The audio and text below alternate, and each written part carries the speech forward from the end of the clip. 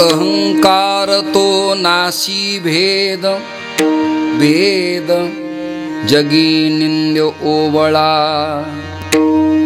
नातळी तो धन्ययाशी झाला वंशी दीपक करवितो आत्महत्या करवितो आत्महत्या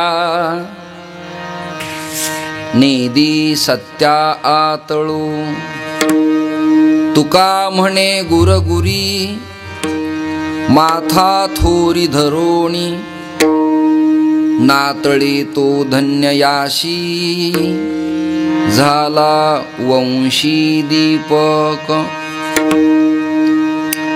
योऽन्त प्रविश्य मम वाचमिमां प्रसुप्तां सञ्जीवयत्यखिलशक्तिधरस्वधाम्ना अन्यांश्च हस्तचरणश्रवणत्वगादीन् प्राणान्नमो भगवते पुरुषाय तुभ्यम् आपदामपहर्तारं दातारं सर्वसम्पदां लोकाभिरामं श्रीरामं भूयो भूयो नमाम्यहम् सद्गुरुं सच्चिदानन्दं केवलं करुणाकरं ज्ञानयोगेश्वरं वन्दे ज्ञानदेवं पुनः पुनः प्रतिष्ठान गोदावरीचा निवासी असा भक्त जो आवडे श्रीहरीसी तया आठविता थोर आल्हाद चित्ता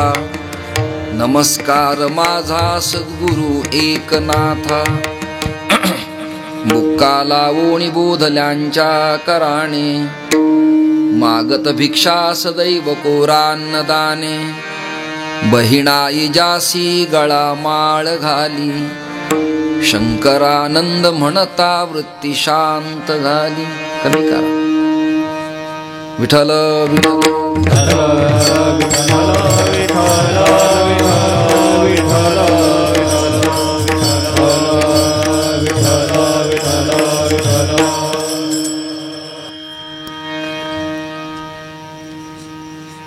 भगवान श्री प्रभू रामचंद्राच्या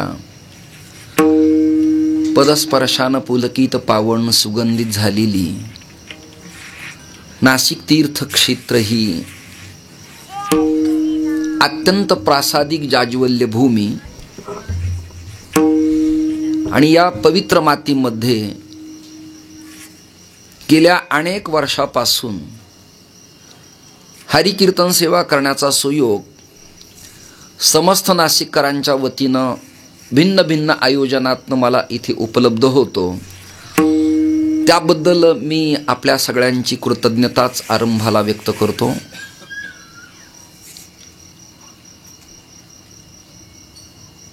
मखमालाबाद या पवित्र भूमीतला परमार्थ जाज्वल्य, प्रासादिक आणि तिसरं सूत्र परिवर्तनवादी आहे.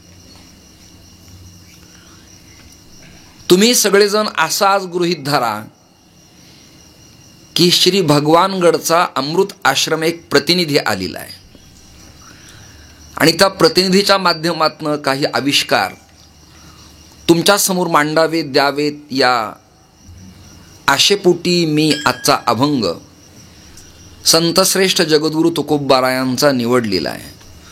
पूर्वी आपला नामयज्ञ त्या ओट्यावरती होत असायचा आणि एवढा विस्तीर्ण समाजही तिथे दिसत नसायचा. आज टाळकऱ्यांची मांदियाळी उत्तम आहे. दोन वाजवणारे रसज्ञ ज्ञाते लोक आहेत.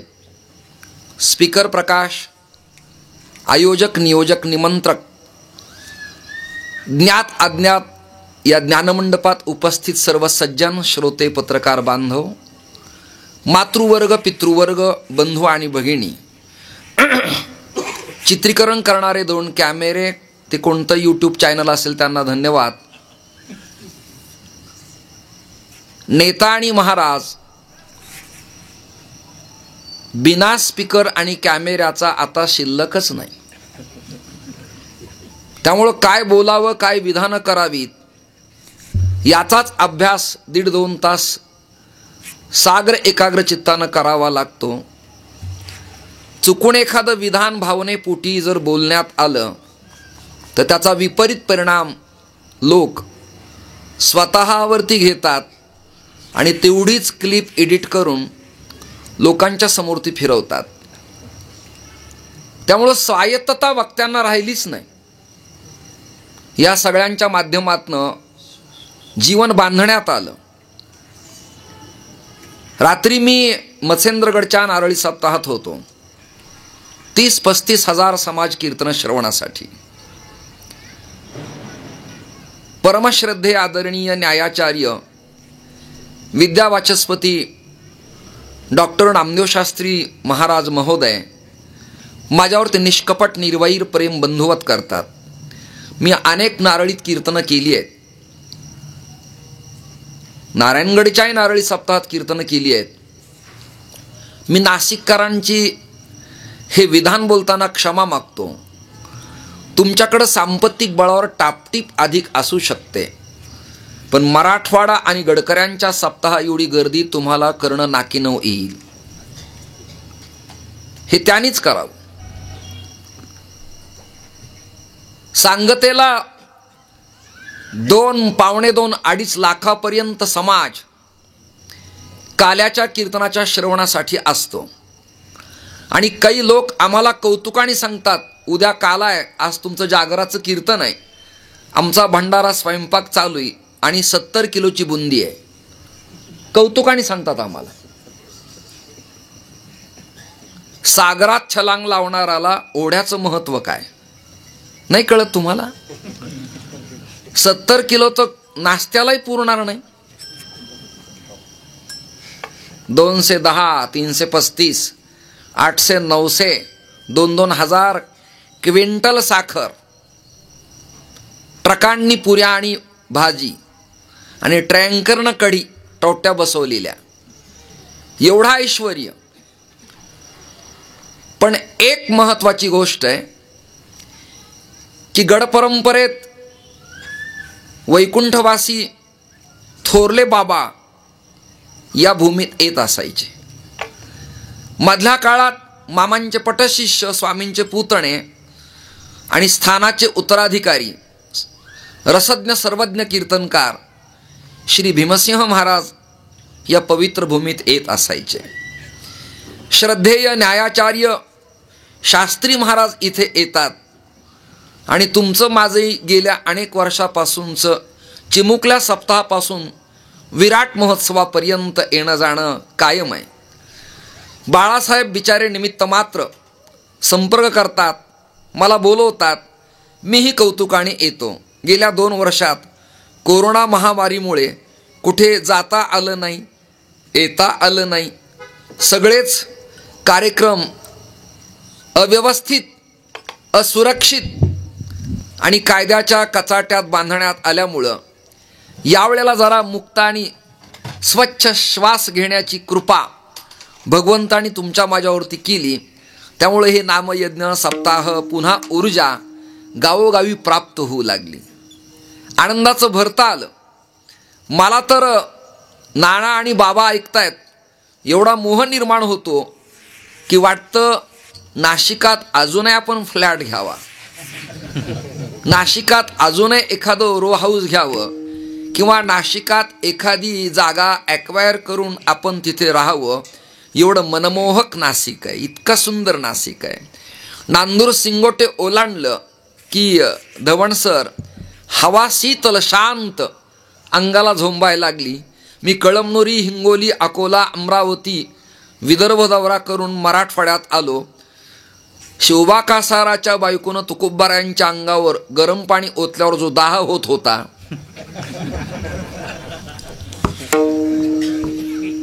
तसा दाह या काळात होऊ लागला. परंतु महाराज धावरे केशवा मायेबापा म्हणत पांडुरंग परमात्मा त्यांच्याकरता आले.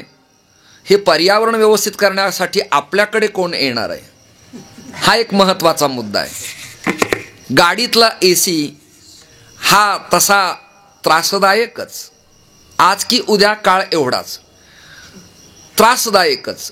पण ही खुली स्वच्छ नाशिकातली हवा, पुण्यातली हवा शरीराला जेव्हा झुंबून जाते तेव्हा मला संत वचन आठवतं, आला शीतल शांतीचा वारा, तेने सुख झाले या शरीरा. असं वाटतं की या सप्ताहात एवढं दिव्य भव्य प्रांगण असताना आणि टापटीप असताना माझ्या एकट्याची 7 दिवस कीर्तन का न व्हावेत. म्हणजे स्वच्छ हवेमुळे मी म्हणतो. काही शहरात असं दुर्दैव आहे, एवढं दमट वातावरण आहे, AC कूलर पंखा लावून आहे, POPच्या घरात लोकांना सुख शांती शारीरिक नाही. काही तर म्हणतात चला हवा येऊ द्या, म्हणजे फार गरमत आहे. पण इथे तसं म्हणण्याची वेळच येत नाही. ऑलरेडी नैसर्गिक स्वच्छ वातावरण आहे, देखणं वातावरण आहे. आणि तुम्हा सगळ्याच गायक वादक टाळकरी या परंपरेतले भजनानंदी लोक, ज्ञात अज्ञात हरिभक्त, त्या त्या क्षेत्रातील दिग्गज, या सगळ्यांना कोटी कोटी नारायण विज्ञापना करून मी उर्वरित वेळेत हरिकीर्तनाच्या अभंगाकडे प्रवेश करतो. आल्या आल्या धात्रक बाबांच्या मळ्यात माझं नित्याप्रमाणे जाणं झालं आणि आत्यांनी आग्रहपूर्वक अनेकविध फळांचा एकत्रित रस मला दिला. मी अमृत असूनही आज जगेल की नाही असं वाटत होतं. विधानं कळायला काही लोकांना वेळ लागतो, त्याला मी काय करेल. अमृत वेगळं आणि अनृत वेगळं. अनृत म्हणजे असत्य, अमृत म्हणजे अमर. हे असूनही मला मृत्यू येतो की काय असं प्रवासात वाटत होतं. दिवसभराच्या फोनात काय घेणार लोक मला विचारत होते. मी तिथे आल्यावर पाहू म्हणालो आणि मखमालाबादला प्रवेश जसा झाला तसं आत्ता मला भूक लागली ही भावना निर्माण झाली. मग लगेच नितीनजी माझ्या समवेत आले आणि बाबांच्याकडे मी गेलो ठरल्याप्रमाणे. मग त्यांच्या आत्यांनी आणि सविताताईंनी आणि कन्येनं आम्हाला उत्तम फलास्वाद दिला. उत्तम हे काही कीर्तना सांगायचं काम नाही, पण मी घेतलेला आनंदही तुम्हाला सांगितलं पाहिजे की नाही. जसं सेवितो हा रस वाटितो अनिका, तसं जे आपण खावं ते इतरांना द्यावं. समर्थ असं म्हणाले, जे जे आपणाशी ठावे ते ते इतराशी शिकवावे, शहाणे करून सोडावे सकळ जन. मला आज बदाम काजू पिस्ते नव्हते सस्ते, तरी मी खाल्ले पिस्ते आज. विठाला विठाला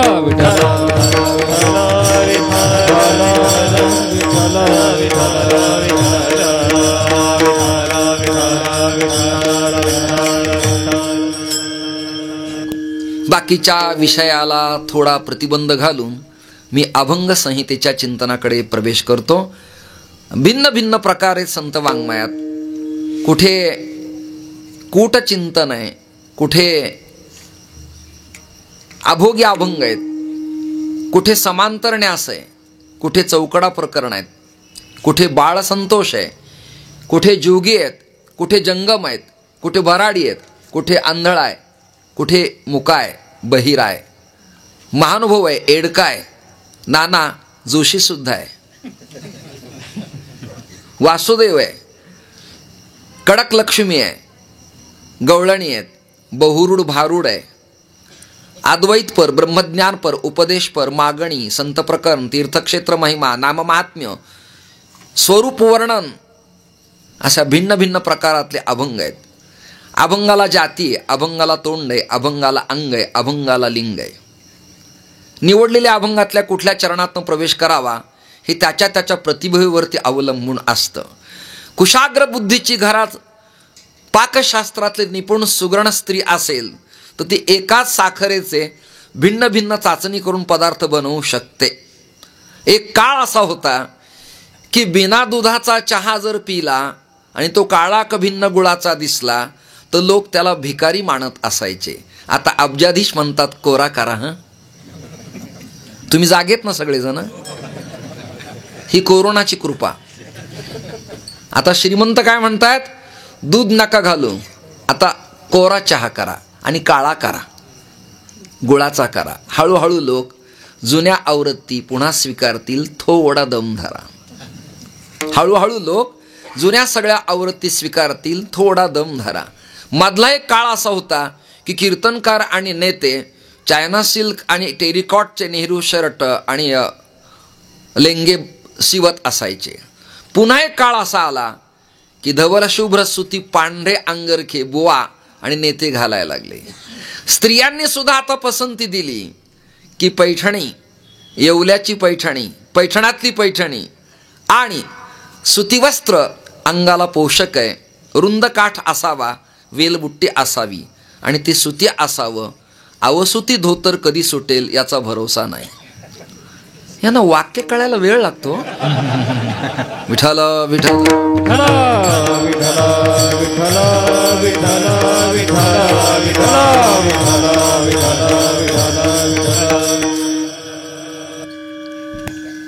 आपल्या संप्रदायात अवसुती मंडळींचं एवढं प्रदूषण झालंय. वाक्य नीट ऐका. आपल्या संप्रदायात अवसुती मंडळीचं एवढं प्रदूषण झालंय की ते प्रदूषण नीट करण्यासाठी पुन्हा ज्ञानोबाऱ्या तुकोबाऱ्यांना येणं भाग पडेल असा विचित्र काळ आहे. चालीत स्वैरीपण, वाजवण्यात कर्कशपणा, डॉल्बी सारखा आवाज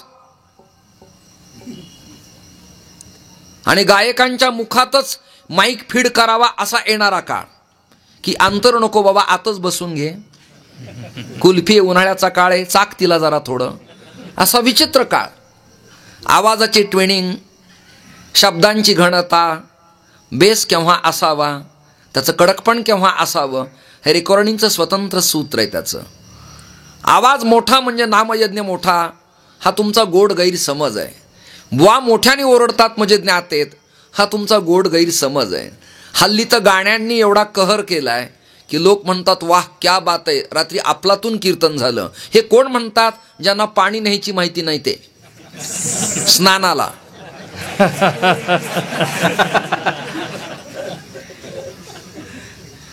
म्हणून मला शास्त्री रागवतात, अरे तुम्ही फिरता कशाला म्हणले लोकात. विठाला विठाला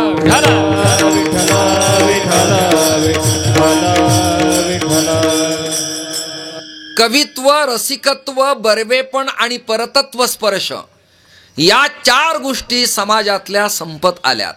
म्हणून येणाऱ्या काळात कीर्तन श्रवणाला वृद्ध लोक नसावेत असं माझं मत नाही, कारण मी वृद्ध आहे. पण ऐकणाऱ्यात मात्र युवक युवतींची संख्या वेल एज्युकेटेड लोकांची असणं गरजेचं आहे. ज्यांना हे भारतीय तत्वज्ञानाचं रसस्वादन व्हावं आणि ज्यांच्यामुळं महाराष्ट्र आणि भारताचं परिवर्तन व्हावं अशी मंडळी अपेक्षित आहे, त्यांची आवश्यकता आहे. ही तरुण लोक तडफदार होतील, कामाला लागतील. एक नरेंद्र नावाचा स्टुडंट, रामकृष्ण परमहंसाच्या भारतीय तत्वज्ञानाच्या विद्यापीठात तयार झालेले नरेंद्र, भविष्याच्या काळात विवेकानंद तयार झाले. काली मातेची असीम कृपा झाली आणि ते एक धर्मसंसदेत पोहोचले. त्या क्षणात तुटले लाख मनाचे बंध, लागला जीवाला छंद विवेकानंद. एक स्मार्ट लेक मुलगी धावत पळत आली आणि ती म्हणाली, मला तुम्ही अफलातून आवडलात. मी सगळ्यांना ऐकलंय, सगळ्यांचं गाणं, वाजवणं, बोलणं, लिहिणं सगळं पाहिलंय, पण तुमचं जे शार्पपण आहे, चाफ्याच्या कळीसारखं नाक, अगदी कानांचे चाफे उत्तम, तुमचं बोलणं बोलताना गालावरती पडणारी खळ, लालबुंद ओठ, भगवा रुंद मोठा धिप्पाड फेटा, सोडलेला संबळा, अंगावर धवल शुभ्र वस्त्र, पायात खडावा. मला असं वाटतं की तुम्ही माझे पती व्हावेत आणि तुमच्यासारखा पुत्र मला व्हावा. त्या मुलीचं मत आहे. विवेकानंद धीर गंभीर होते. आत्ताच्या काळातला उतावळा एखादा असता तर मी तयार आहे म्हणाला असता. पण ते स्वामी होते. ते म्हणाले, मला तुमचं बोलणं आवडलंय, पण या प्रकरणाला काळ भलताच जाईल. लग्न होणं, प्रपंचाला सुरुवात, गर्भधारणा, बाळाची उत्पत्ती, मग ते माझ्यासारखं, हे जरा लांब प्रदीर्घ वाटतं. माझी एक सूचना तुम्ही ऐकाल तर बरं. तिला बरं वाटलं की स्वामी माझ्या कौलाप्रमाणे बोलतायत. स्वामी म्हणाले, हे प्रकरण प्रदीर्घ होईन, सोपं सांगू तुम्हाला. एक काम करा ना, मी तुमचा पुत्र होतो, तुम्ही माझी आई व्हा. ही भारतीय संस्कृती आहे. हे ब्रिलियंट विचाराच्या, संत विचाराची धारा आहे. हे गीतचं प्रभावी चिंतन आहे. हे भारतातल्या साधूंच्या तत्वज्ञानाचं देणं आणि लेणं आहे. मग अशी माणसं येणाऱ्या काळात तयार झाली तर भारत पुन्हा रामराज्य होईल. आणि भारत होईलच, पण रामराज्य पुन्हा जसं भारतात होईल तसं महाराष्ट्र पुन्हा एकदा पुण्यश्लोक अहिल्यांचं आणि शिवरायांचं उत्तम राज्य होईल यात तिळमात्र शंका नाही. परंतु आज कोणाचाच कोणावरती विश्वास नाही. चिंतनाच्या भूमिका अल्पस्वल्प आहेत, मांडणी मजबूत नाही, अभंगाचा भाव कळत नाही, अभंगाची जाती उमगत नाही. म्हणून कीर्तनात सुली व शांतता अपेक्षित असते. टाचणी पडलं तरी कानावर आवाज यावा आणि मग त्या शांततेत हा अद्वयानंद भोग कीर्तनात भोगावा आणि आपली समाधी इथेच लावावी. एकांतात समाधी लावणं योग्यांना कदाचित सोपं आहे, पण कीर्तनात कीर्तन करताना किंवा कीर्तन श्रवण करताना समाधी लावणं हे प्रकरण अत्यंत कठीण आहे. आणि प्रायः गुरुजी कदाचित यात लुब्धली नादी लागली समाधी हा भाव निर्माण झाला तर त्याच्या एवढा जगाच्या पाठीवर थोरला योगी कोणीच नाही, कोणीच नाही. कीर्तन हे चालतं बोलतं विद्यापीठ आहे. कीर्तन प्रबोधन माध्यम आहे. कीर्तन परिवर्तनाची शाळा आहे. कीर्तन भारतीय तत्वज्ञानाचा आविष्कार आहे. कीर्तन आचार्यांच्या सैद्धांतिक मताचं साग्र चिंतन आहे. ज्ञानोबरायची ज्ञानेश्वरी, नाथांची गाथा, भागवत, रामायण, चिरंजीवपद, हस्तामलक, त्रोटक इत्यादी ग्रंथ, तुकोबरायांची गाथा, नामदेवरायांची गाथा. बऱ्याच लोकांना आता बाकी संतांच्या गाथा असतात हे सुद्धा माहिती नाही. विठाला विठाला विठाला विठाला विठाला विठाला.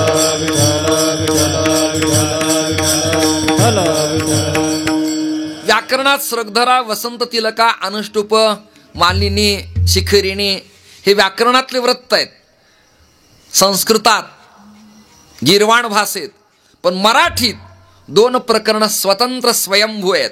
एक ओवी आणि अभंग.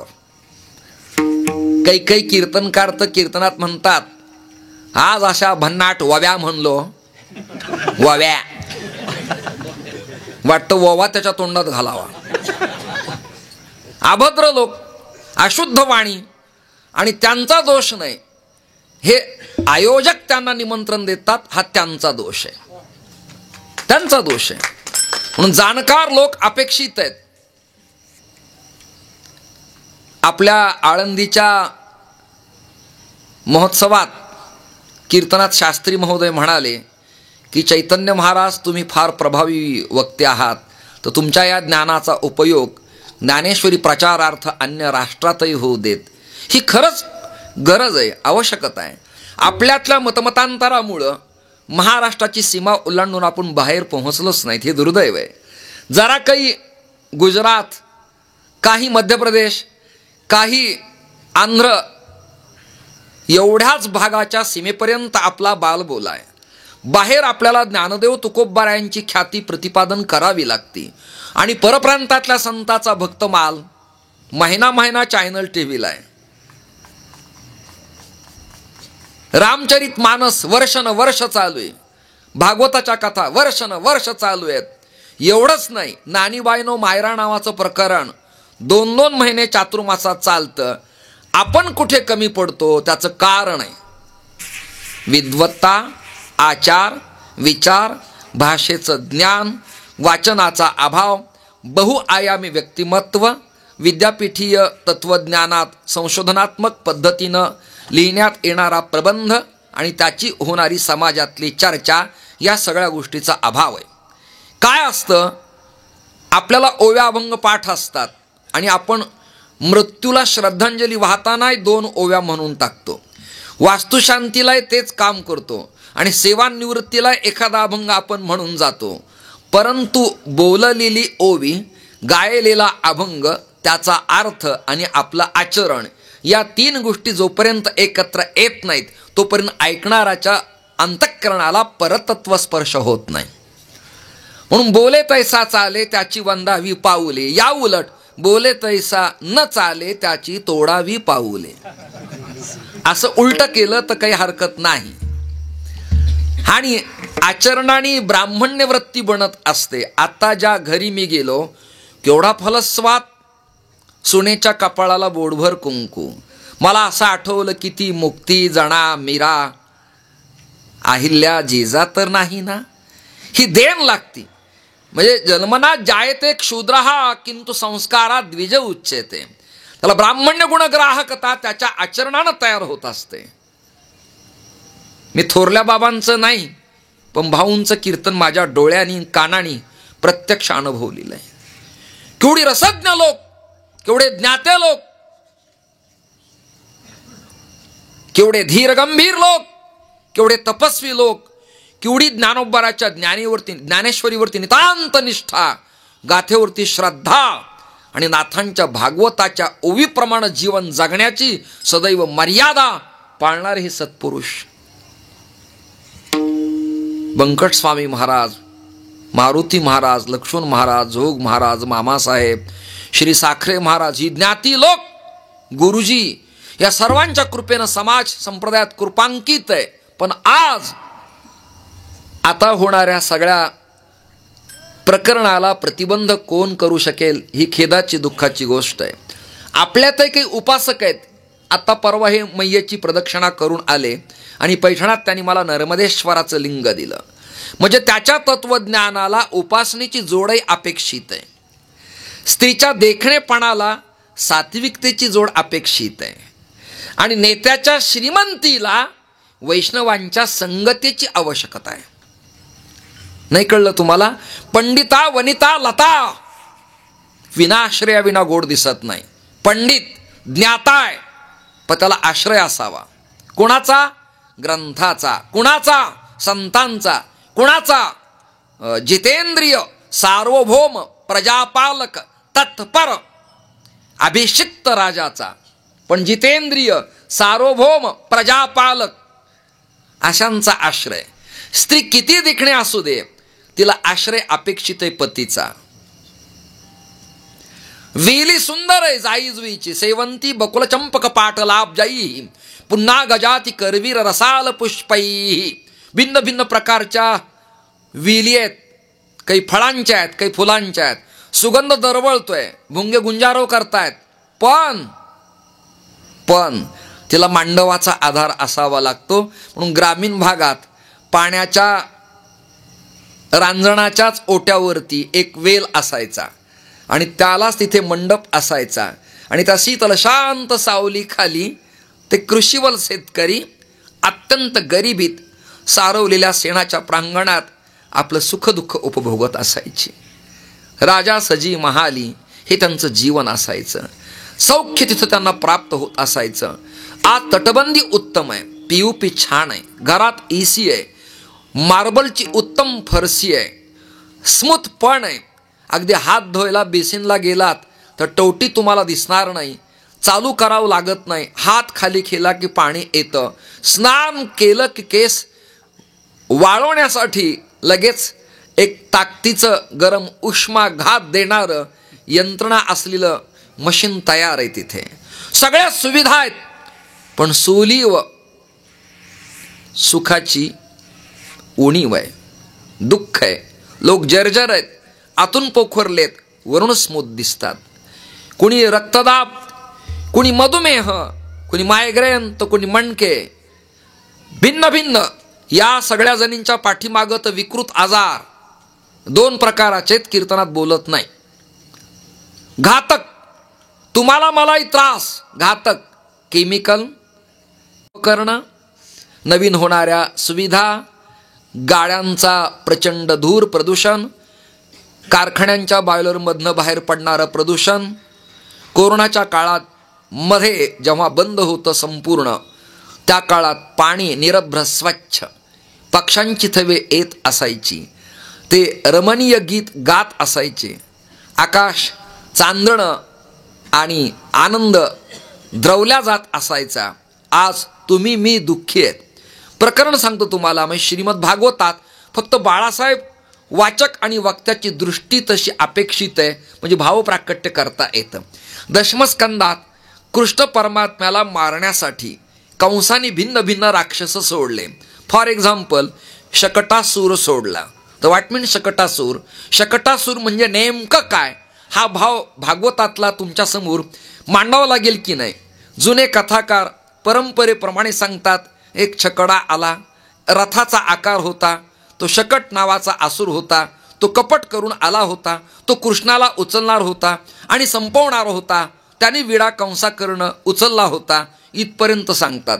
आमच्या ज्या भूमिका आहेत त्या थोड्याशा वेगळ्यात. त्या अशा आहेत की शकट म्हणजे वहन, वाहन, 2 व्हीलर, 3 व्हीलर, 4 व्हीलर.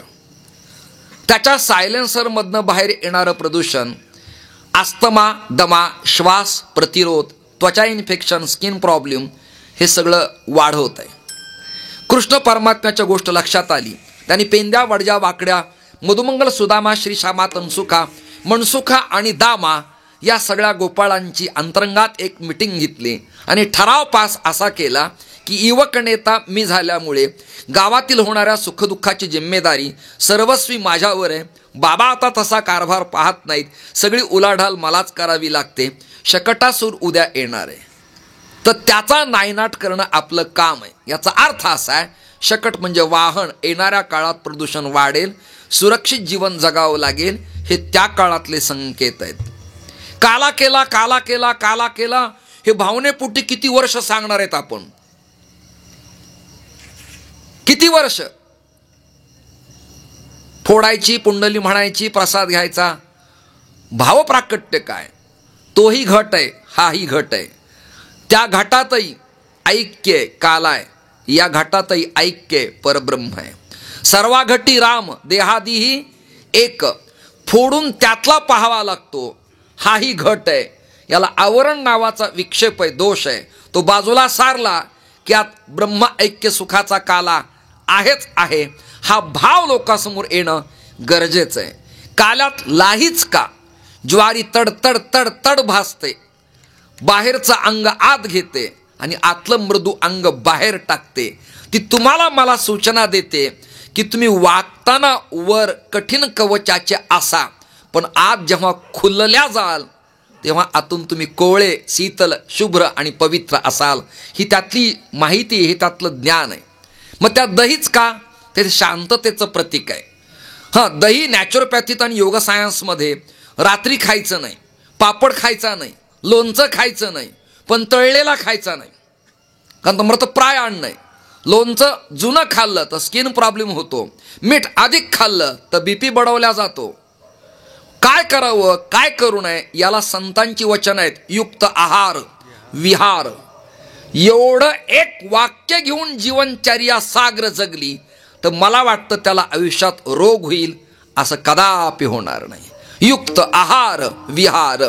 मुंबईला आपली कीर्तन आहेत आणि आपण टाळकऱ्यांना घेऊन गेलोत आणि त्रिदिनात्मक महोत्सव आहे, गेलोत उदाहरणार्थ, तर कीर्तनकारांनी मुंबईला खूप फिरावं, पण चौपाटीला जाऊ नये. कारण युक्त आहार, विहार. नेम इंद्रियासी सार, नसावी बासर, निद्रा बहु भाषण. बासर म्हणजे देवीचं तीर्थक्षेत्र नाही, अमर्यादपण. शब्दांचे भाव तिथले तिथं जर नाही कळले तर मोठा प्रचंड गोंधळ होतो ना, प्रचंड गोंधळ होतो. आमच्या मकरंदकडं कोणीतरी पाहण्यासाठी आलं. त्याने विचारलं, तुम्ही तुमची नाडी तपासली आहे का? त्यांनी माझ्या देखत पॅन्टीला हात लावला. तुम्ही ऐकताय ना सगळेजण? तुम्ही तुमची नाडी तपासली आहे का असा प्रश्न जेव्हा समोरच्या व्यक्तीला विचारला तेव्हा त्याने त्याच्या पॅन्टीला हात लावला. मी त्याला म्हणालो, बाळा आता नाड्या कुठे शिल्लक आहेत, इलेस्टिकच्या निघाल्यात. माणसं कळायला पाहिजे तो जागे काहीतरी. मरेल मंडळी असली की जीव द्यावा वाटतो. विठाला विठाला विठाला विठाला विठाला विठाला.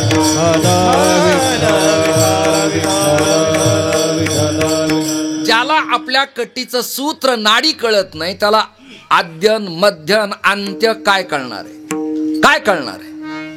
काळच विचित्र आहे. पारिभाषिक शब्द या लोकांना उमगत नाहीत, समजत नाहीत. मी एकाला म्हणालो, मखमालाबादला माझं बाळासाहेबांनी कीर्तन त्यांच्या मातृपितृ महोत्सवामध्ये ठेवलंय, तुम्ही या. तो म्हणला, महाराज मी आलो असतो, पण माझा जो दुचाकी वहन, त्याचा गतिमान होणारा वर्तुळाकार चक्र, त्यामध्ये हवा संग्रहित करणारा रबरी भाग, त्याला महीवरील पाषाणाने सच्छिद्र केल्या कारणास्तव हवा नावाचा प्रकार महदाकाशामध्ये व्यापक झाला. अरे पंक्चर म्हण रे.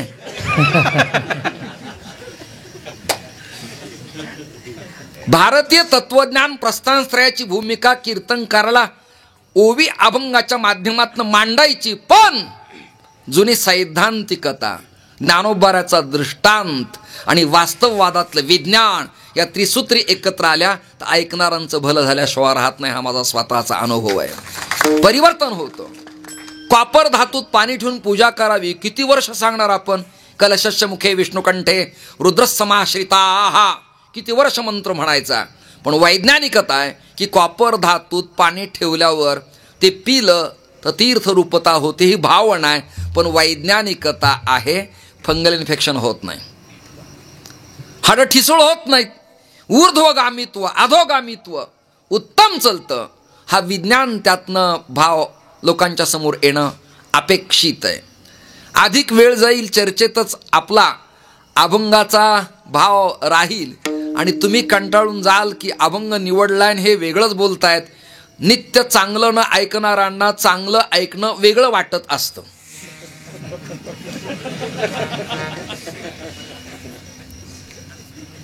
आपल्या जीवनपथात 4 प्रतिबंधात्मक गतिरोधक आहेत. किती? अहंकार, लटका, भ्रांत आणि अज्ञानी. किती झाले? हे 4 जण घातक आहेत. लटका अशी भूमिका बजावतो, तो त्याचंही भलं करीत नाही आणि इतराचंही भलं होऊ देत नाही, त्याचा लटका. मग विद्यारण्य स्वामींनी पंचदशीमध्ये भ्रमप्रकरण प्रतिपादन केलं. गुरुजी त्याही भ्रमात 2 भाग आहेत. एक संवादी भ्रम आहे आणि दुसरा विसंवादी भ्रम आहे.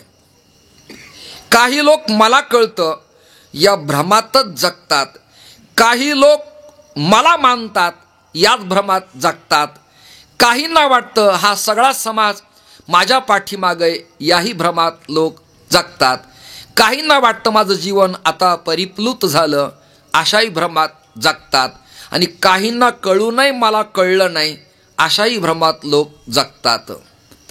भ्रमघातक आहे. संवादी परब्रह्माला जाणणे आणि विसंवादी नसलेला संसार मानणे हा भ्रमच आहे. लटका, भ्रम, अज्ञानी. पदार्थाचं ज्ञान नीटनेटकं नसेल तर पदार्थ ज्ञान त्याला न झाल्यामुळे आनंद उपभोगता येत नाही. माझं असं म्हणणं आहे चतुर्थी करा, पण चतुर्थी करताना गणपती नावाची देवता ज्ञान विज्ञानासहित अभ्यासून मग उपवास केला तर ती चतुर्थी अत्यंत फलदायी ठरेल. चतुर्थ्या मनश्रंजपती स विद्यावान भवती. जागृती, स्वप्न, सुषुप्ती आणि तुरिया ही 4थी अवस्था आहे. या 4थ्या अवस्थेच्या स्टेपला जाऊन गणपती उमगून घेणे ही भूमिका ज्याला पक्की कळली आहे त्याची चतुर्थी फलदायी ठरेल. दिवसभर उपवास करून मेला चंद्र कधी उगवतो ही जर भूमिका असेल तर त्याला उपवासाचं फळ तर मिळणार नाही, पण क्षयरोगादी भोग भोगावे लागतील एवढं घातक आहे. दुर्वा व्हाव्यात, पण दुर्वात असं कुठलं द्रव आहे की त्या दुर्वाच्या द्रवानं भगवंताला शीतलता शांतता प्रदान होते. बॅचलर ऑफ नॅचरोपॅथी आणि योगा सायन्स अभ्यासत असताना दुर्वाच्या अंकुराला आणि रसाला विशेष महत्त्व आहे.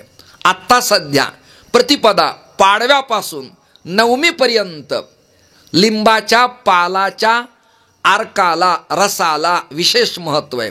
गारगुटी गरम कराव्यात एकदम आणि त्या ग्लासभर रसात ओताव्यात आणि तो लिंबाचा रस पियावा म्हणजे शरीर निरोगी होतं असं आयुर्वेदाचं प्रतिपादन आहे. पळस नावाच्या झाडात साक्षात ब्रह्मस्वरूपता आहे हे शास्त्रीय विधान आहे. भार्गव संहितेत असं लिहिलं, पिंपळ वृक्ष जर समोर असेल तो ऑक्सिजन उत्तम मिळतो. म्हणून ही वैज्ञानिकता जाणून ज्ञानोबाराच्या मातोश्रीनं 1.25 लाख प्रदक्षिणा आळंदी तीर्थक्षेत्रात पिंपळ नावाच्या वृक्षाला मारल्या. यात आध्यात्मिक भाव असा आहे, विठाल विठाल विठाल विठाल, मूल तो ब्रह्मरूपाय, मध्य तो विष्णुरूपिणे, अग्रत शिवरूपाय, वृक्षराजाय ते नमः.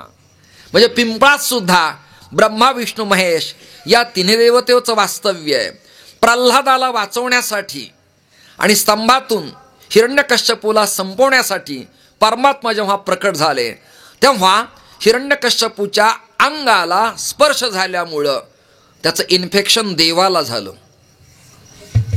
कोणाला झालं? नखांची बोटांची आग व्हायला लागली. लक्ष्मी म्हणाली काय होतंय? म्हणाले फार आग होती अंगाची. म्हणून भगवंतानी त्या नरसिंह स्वरूपात आपले बोट नख औदुंबर नावाच्या वृक्षात खोवले, रोवले आणि मग दाह शांत झाला. म्हणून तुम्ही सगळ्या जणींनी, तुम्ही सगळ्यांनी उंबर कच्चं फळ असेल ना, त्यात किडे आणि लाल पण होण्याच्या आधी हिरवट थोडं मध्यम झालं की ते असं कापावं. 4 कापा कराव्यात. त्यात शेंगादाण्याचं कूट आणि अन्य जिरे इत्यादी पदार्थ त्यात घालावेत. वांग्याला लाजवील एवढी उत्तम भाजी उंबराच्या दोड्यांची होती, स्वादिष्ट होती, फळांची होती. शहरातल्या लोकांना उंबराची आमटी करा म्हटलं तर कणकीतच मसाला भरून त्या शिजून खाऊ घालतात. शहरी जीवन तेवढं विचित्र आहे. फ्लॅटवरती कुंडीत वटवृक्षाची फांदी रोवून त्याला प्रदक्षिणा मारती स्त्री. काय करतील? नाविलाज आहे ना. एक काळ तर असा येणार आहे स्त्रीला म्हणावं लागेल तू जागेवर बैस, वृक्षाला तू प्रदक्षिणा मारल्यापेक्षा कुंडी घेऊनच मी तुझ्या भोवती फिरतो. काळ बदलत चाललाय आणि आपण सगळ्या जुन्या गोष्टीला विसरत चाललो. ही खेदाची, दुःखाची कठीण गोष्ट आहे. मी लटका सांगितला, भ्रांत सांगितला. विषय चालू आहे अज्ञानी.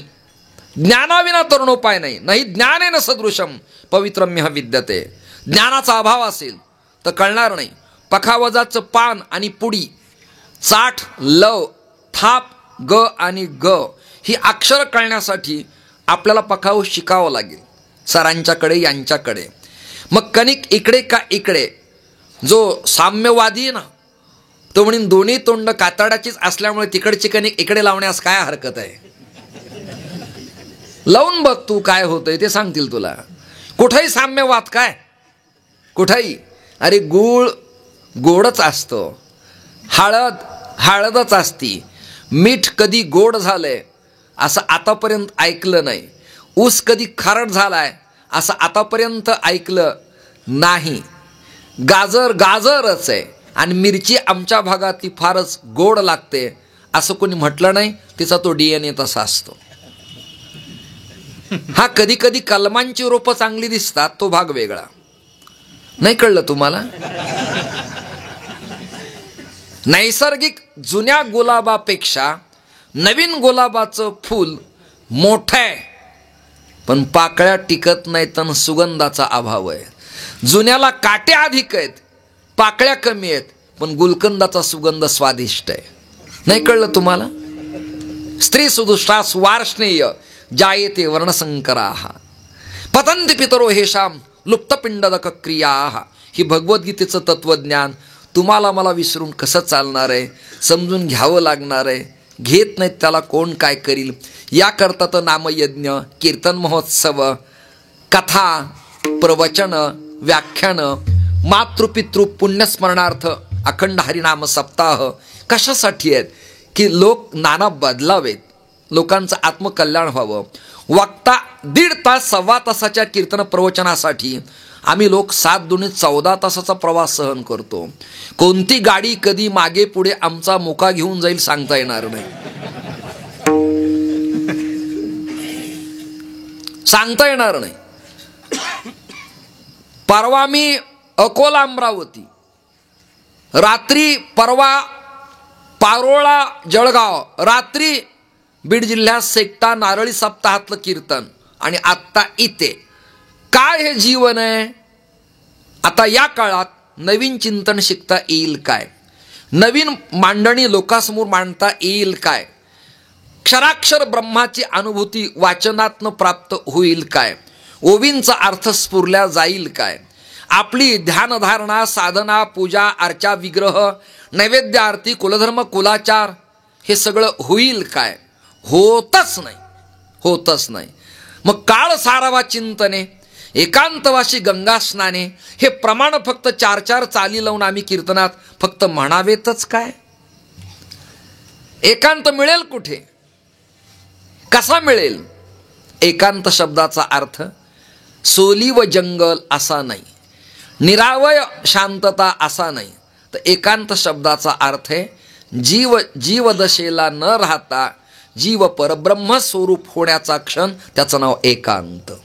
आणि तो एकांत कीर्तन प्रवचनातनं रसस्वादन करता करता त्या भगवती ज्ञानेश्वरी गाथा या वाङ्मयीन ग्रंथांची सेवा करता करता जीवन फलास्वादाचं कदाचित होऊ शकतं, नकारता येत नाही.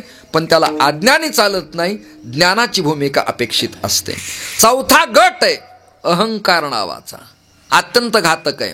आता संविधानाखेरीज भारतीय संतांचं नागरिक शास्त्र तुमच्या समोर मांडतो. कसं आहे ते ऐका नेटकं. हे गाव नावाचं हे देहगाव आहे. या देहगावात मानाजी नावाचा एक पाटील राहतोय आणि त्याचं राहणं आता बदललंय. तो जरा नको तिकडेच पाहतो, नको तेच खातो, नको त्याला बोलतो, नको त्याला सेख्यान करतो, नको त्याच्या पार्टीत जातो, नको त्याचा उदो करतो. सप्ताह आला की माळ घालतो, निवडणूक आली की जय जयकार करतो. काय करावं या मनाजीला? म्हणून या मनाजी पाटलाच्या विरोधात देहगावातल्या एका सदस्यानं अर्ज दाखल केला. आता नीट ऐका नागरिक शास्त्र. मनाजी पाटलाच्या विरोधात काम नावाच्या कोतवालानं अर्ज लिहिला. नुसता लिहिला नाही, तो क्रोधाजी PSIच्या टेबलवरती सुपूर्त केला. काचेखाली आलेला अर्ज पाहिला आणि क्रोधाजी PSIच्या फौजदाराच्या गोष्ट लक्षात आली. अरे गाव लेवलला केस मिटवताना आम्ही दोघं अर्ध यातलं घेतो, म्हणजे दोघंही श्रेय अर्ध घेतो, आणि आपल्याच पाटलांच्या विरोधात या क्रोधाजी फौजदाराच्या टेबलवरती मनाजीच्या विरोधात कामाजीनं दिला अर्ज, याची छाननी करावी लागेल. म्हणून तो 2-3 दिवस त्या अर्जाची छाननी करतो, अभ्यास करतो, आणि गोष्ट त्याच्या लक्षात येते की ही केस पाटलांच्या विरोधात होता कामा नये, इथेच प्रकरण संपलं पाहिजे. म्हणून तो अर्ज फाडतो. का? पाटील माझे नातलग आहेत. कोण म्हणतोय? क्रोधाजी. आता मध्ये अर्ज दिला कोण आहे? कामाजी. मग तिथे संतांनी प्रकरण असं लिहिलं, त्या क्रोधाजीला ममता निर्माण झाली की हे माझे आहेत. मी म्हणत नाही, तरुणी ममता मनाची ज्ञानोबराय सांगतायत, ते अहंकार तत्वरुची तेने पंचमहाभूतांची अभिव्यक्ती होय. ही ममता नावाची मुलगी झाली क्रोधाजीला टेबलवर तात्काळ, ऐकताय ना? आणि त्या ममतेला मुलगा झाला अहंकार. आणि हे सगळे सदस्य एका गावात सारखेच झाल्यामुळे या देह गावाची वाट लागली. विठाला विठाला विठाला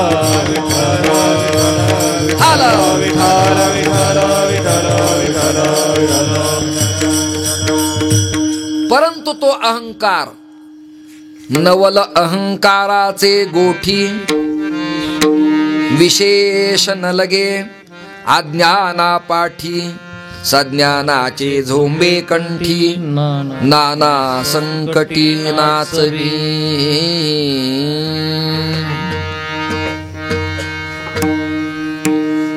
ज्ञात्यांना अहंकार त्रास देतो.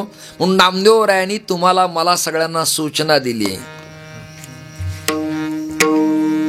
अहंकाराचा वारा न लागो राजसा, अहंकाराचा वारा न लागो राजसा. राजसा अहंकाराचा वारा न लागो राजसा अहंकाराचा वारा न लागो राजसा अहंकाराचा वारा न लागो राजसा अहंकाराचा वारा न लागो राजसा अहंकाराचा वारा न लागो राजसा अहंकाराचा वारा न लागो राजसा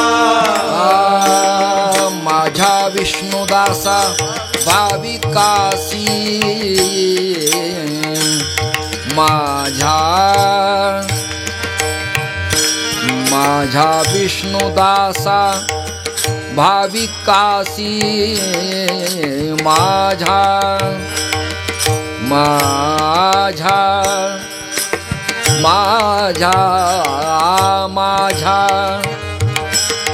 माझ्या विष्णुदासा भाविकासी म्हणा माझा विष्णुदास भाविकासी माझा माझा माझा माझा विष्णुदास भाविकासी माझा विष्णुदास माझा विष्णुदास माझा माझा माझा विष्णुदास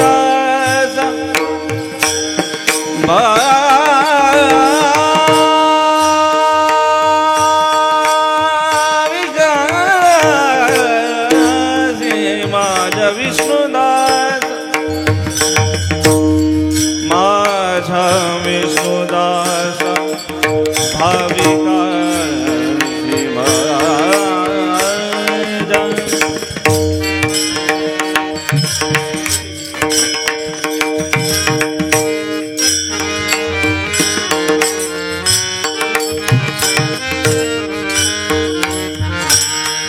माझा माझ्या विष्णुदासा माझ्या विष्णुदासा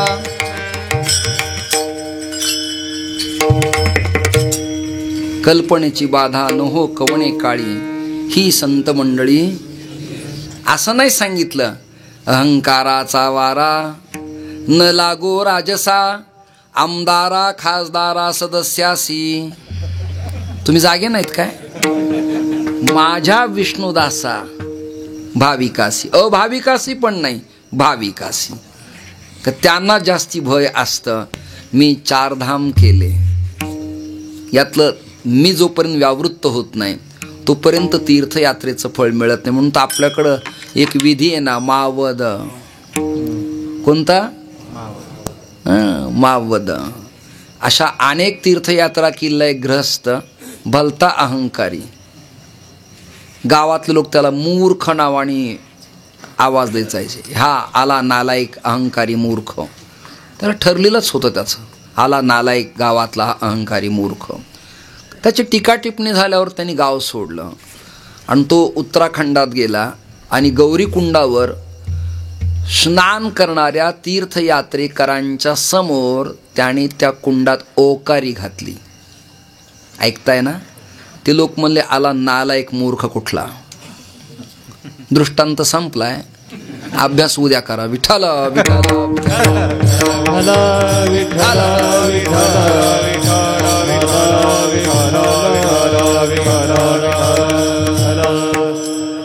हे वागणं काही जिल्हा तालुका डिस्ट्रिक्ट बदलल्यावरती होत असतं असं काही नाही. स्टेट बदलल्यावरती हे त्याच्या अंगवळणी पडलेलं असतं. अहंकार अत्यंत घातक शत्रू आहे. म्हणून तो फाल्गुन मासात बोंब मारावी लागती आणि 4 गोष्टी एकावर एक रचाव्या लागतात. लोक प्रतिकात्मक होळी करतात, लाकडं रचतात, चोरतात, बोंब मारतात. पूर्वी भिन्न भिन्न चर्मवाद्य वाजवायचे, रंग उधळायचे. गोवऱ्या, गाईच्या सेण्या, शुभा, इकडे कदाचित वेगळं नाव त्याला असेल. हो, गोवरी, शुभा, भिन्न नाव आहेत तिला. हे सगळं गोळा करायचं आणि मग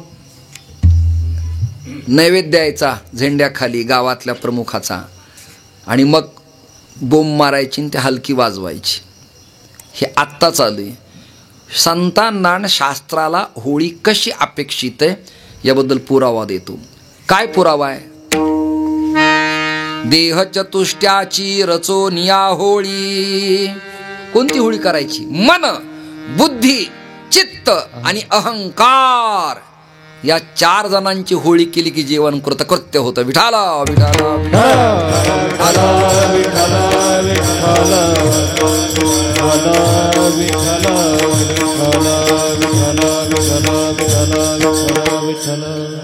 रामगीतेत एक श्लोक असा आला, भगवद्गीता सगळ्यांच्या पाठ आहे.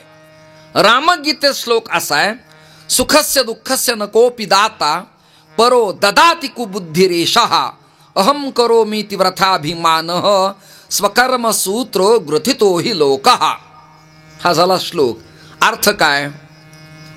लक्ष्मण रामास बोलतायत, भैया, दादा, तुम्ही वडिलांच्या ठिकाणी मला थोरले आहात, आमचे पथदर्शक आहेत, आम्ही तुमच्या पावलावरती पाऊल टाकून चालतो, पण मला अयोध्येतल्या लोकांचं तोंड पाहण्याची आता इच्छा नाही. का रे? बाबा, माझ्या मातृस्वरूपा आईसाहेब जनकनंदिनीवरती त्या लोकांनी आरोप प्रत्यारोप केलेत. तुमच्या चारित्र्यावरती शिंतोड उडवण्याचा प्रयत्न केला आहे. कैकेयी मातेच्या वर्तनामुळे वडिलांना दुःख भोगावं लागलं. मला असं वाटतं की तिकडे न गेलं बरं. त्या लोकांनी आपल्याला फार दुःख दिलंय. भगवान म्हणतात, वेड्या, सुख आणि दुःख प्रारब्ध वशात ज्याची त्याला भोगावं लागतं. भोगतो न घडे संचिता वाचुनी, भोगतो न घडे संचिता वाचुनी, भोगतो न घडे संचिता वाचुनी, भोगतो न घडे संचिता वाचुनी, करावे ते मनी समाधान, करावे ते मनी समाधान, करावे ते मनी समाधान. भोगतो न घडे संचिता वाचोनी, करावे ते मनी समाधान. क्रियामान, संचित आणि प्रारब्ध हे बलवत्तर आहे. बड्या बड्यांना बदलता येत नाही. लक्ष्मणा, खेद करू नकोस. कुणी कोणाला सुख देत नाही, कुणी कोणाला दुःख देत नाही. आपणच आपल्या अहंकाराच्या कुकर्म दोरीनं बांधून घेतो आणि माणसाला दुःख भोगावं लागतं. आशय संपला. जगद्गुरु तुकोबाराय म्हणाले, जीवन परमार्थात एकदा का वाहून दिलं की त्यात भिन्न भिन्न प्रकाराचे गतिविरोधक निर्माण होतात. त्यातला घातक शत्रू अहंकार. तो जीव आणि देवात अभेद असतानाही भेद निर्माण करतो. तो नासकाच आहे पहिला चरण. अहंकार तो नासी भेद, अहंकार तो नासी भेद, अहंकार तो नासी भेद, अहंकार तो यासी भेद, अहंकार तो नासी भेद, अहंकार तो नासी भेद.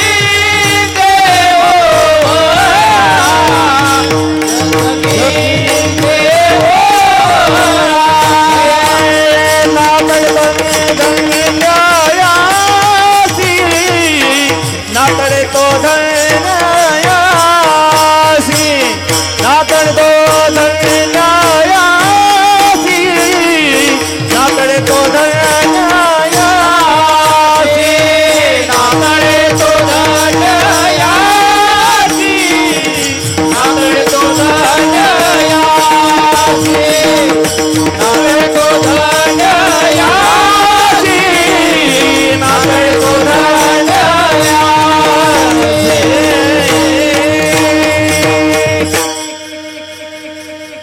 काय शब्दांचा भाव आहे?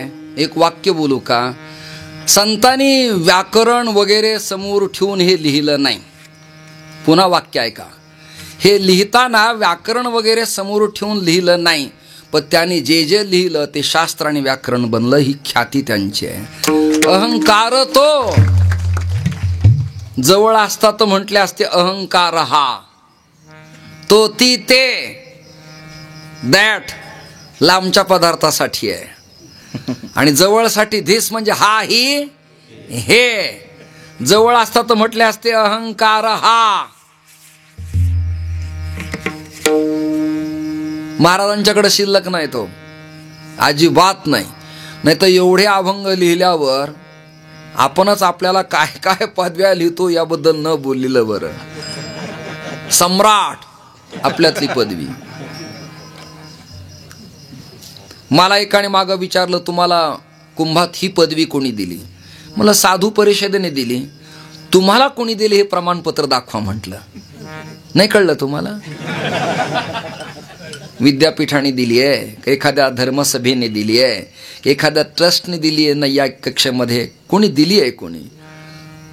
स्वयंघोषित बरीच मंडळी आहे, आणि संत कृपांकित कमी मंडळी आहे, साधू कृपांकित कमी मंडळी, वाङ्मय कृपांकित कमी मंडळी आहे. विद्यापीठे पातळीला प्रत्यक्ष सर्च केली कमी मंडळी आहे. जे आहेत ते आहेत, जे नाहीत ते नाही.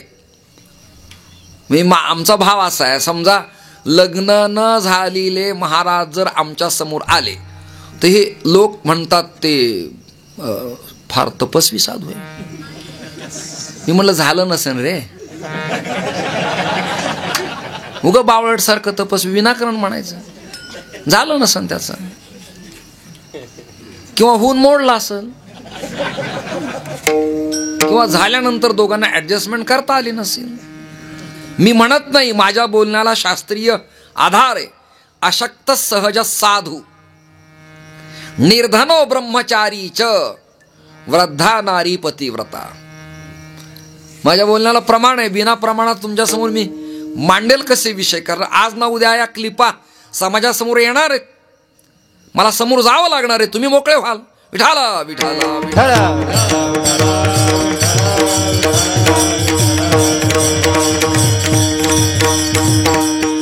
अरे त्यांनी लग्न केलं नाही, पण नैष्टिक ब्रह्मचर्याची दीक्षा घेतली नाही. त्यांनी लग्न केलं नाही, वानप्रस्थाची दीक्षा घेतली नाही, त्यांनी यतिधर्माची दीक्षा घेतली नाही, विधीनं तो बांधलेला नाही.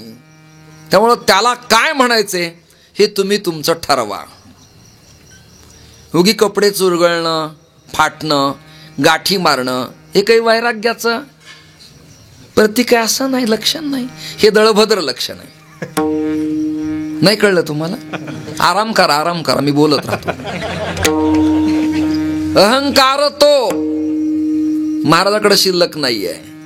ज्यांच्याकडे आहे त्यांच्याकडे बोट दाखवतात. अहंकार तो नासी भेद,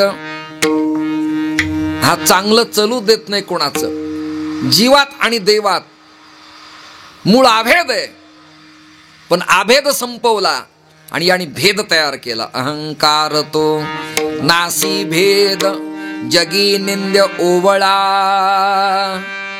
वेगळं वर्तन करणारा.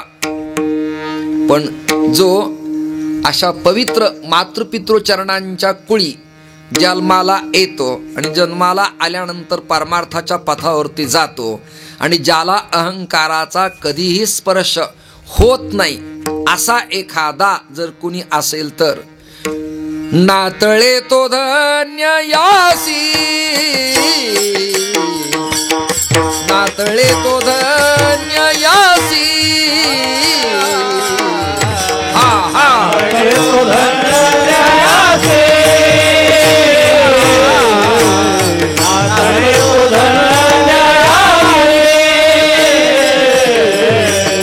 नातळे तो धन्य यासी, नातळे तो धन्य यासी.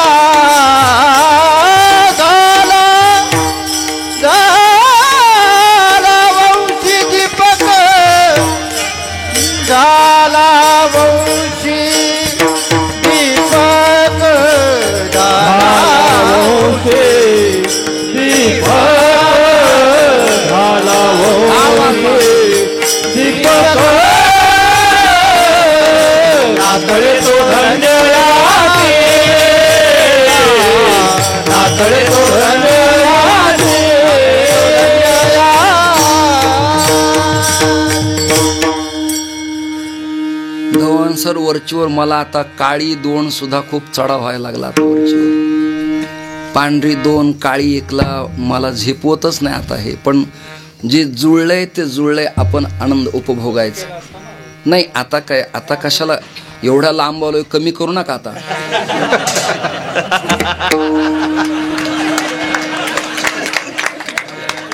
काव शिवरेकर, आता आता कमी कशाला, आता वाढले तर वाढू द्या की. विठाला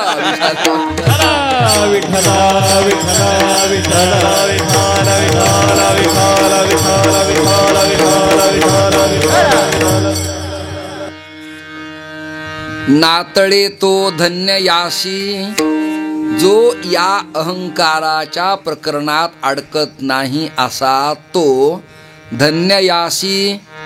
तो धन्य झाला वंशी दीपक, खरा तो परमार्थातल्या कुटुंबाच्या वंशाचा कुलदीपक.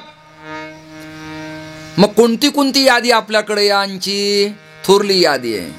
ते हे निवृत्तीनाथ ज्ञानेश्वर सोपान, ज्ञानेश्वर सोपान, निवृत्तीनाथ ज्ञानेश्वर सोपान, ज्ञानेश्वर सोपान, मुक्ताबाई ज्ञान दीप्तिका, मुक्ताबाई ज्ञान दीप्तिका, मुक्ताबाई ज्ञान दीप्तिका. कोण कोण आहेत कुलदीपक? ते हे निवृत्तीनाथ ज्ञानेश्वर सोपान, मुक्ताबाई ज्ञान दीपती कळा, हे कुलदीपक आहेत. कोणालाही दीपक म्हणण्यात काही अर्थ नाही, कारण दीपकाबद्दल पुन्हा संत प्रमाण आहे. रवी दीप ही राधा देवी देख, रवी दीप ही राधा देवी देख, रवी दीप ही राधा देवी देख, रवी दीप ही राधा देवी देख. आदृश दर्शने संतांची या, अदृश्य दर्शने संतांची या. दाविती देख, रवी दीप ही राधा देवी देख, अदृश्य दर्शने संतांची या, दर्शने संतांची या. त्यांचा महिमा काय वर्णो मी मामा, त्यांचा महिमा काय वर्णो मी मामा. हे रवी दीप हे राधा विधी देख रे, अदृश्य दर्शने संतांची या, अदृश्य दर्शने संतांची या. रवी पराला विधी अंगण, अदृश्य दर्शने संतांची या, अदृश्य दर्शने संतांची या. रवी दीप हिरा, रवी दीप हिरा दाविती देख रे. रवी दीप हिरा, रवी दीप हिरा दाविती देख रे. रवी दीप हिरा, रवी दीप हिरा दाविती देख रे. रवी दीप हिरा, रवी दीप हिरा दाविती देख रे. तुझ्या दर्शने संतांची या, तुझ्या दर्शने संतांची या, तुझ्या दर्शने संतांची या, तुझ्या दर्शने संतांची या. महिमा वर्णू मी पावन, काय त्यांचा महिमा वर्णू मी पावन, काय त्यांचा महिमा वर्णू मी पावन, काय त्यांचा महिमा वर्णू मी पावन, काय त्यांचा महिमा वर्णू मी पावन, काय त्यांचा महिमा वर्णू मी पावन, काय त्यांचा महिमा वर्णू मी पावन, काय त्यांचा महिमा वर्णू मी पावन.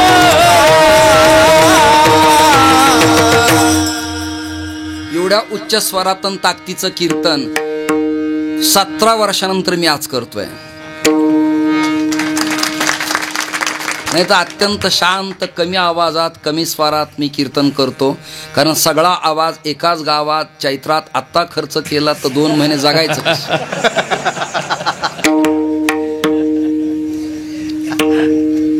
पण इथे वातावरण एवढं रमणीय आहे, हे सगळं मांगल्याचं वातावरण, वृक्षवेली लता फुललेल्या मांगल्याचं, तुम्ही सगळे मंडपातले ज्ञाते रसज्ञ लोक, गायक वादक चांगले, संवादिनी वादक चांगले, आणि चंद्र आहे साक्षीला.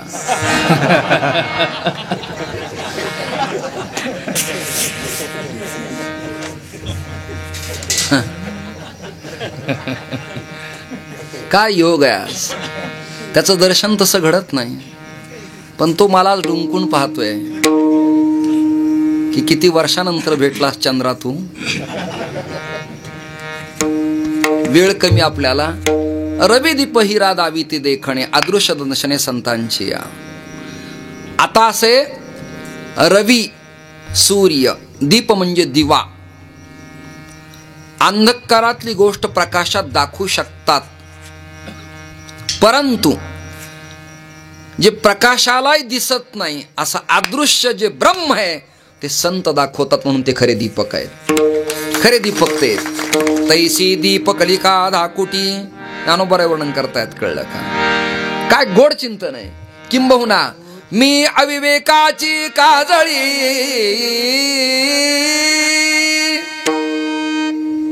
काय पुढं फेडोणी विवेक दीप उजळी. विठाला विठाला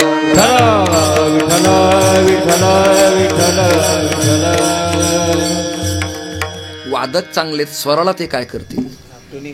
ट्युनिंग वर आली, ती वयस्कर झाली आता.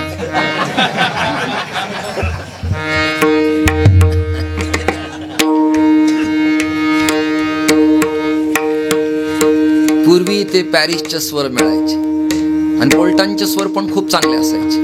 आता मला नवीन माहित नाही, बाजा भिन्न भिन्न प्रकारच्या संवादिनी आल्यात. मी एकेकाळी सर मला गाणं आवडायचं, सरांना विचारा, वादनही आवडायचं, पण 7-7 दिवस पखावज वाजवणं, चाली म्हणणं आता परवडत नाही.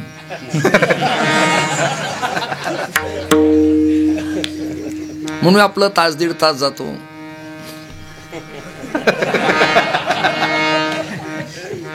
रोज तेजी म्हणजे उत्तम असल्यामुळं काल चांगला उत्तम आहे. संतांना त्या काळात त्रास सहन करावा लागला, आम्हाला चांगला काळ आला.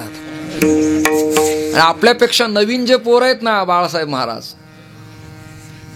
तो समाजात येणं लगेच एणवा घेणं,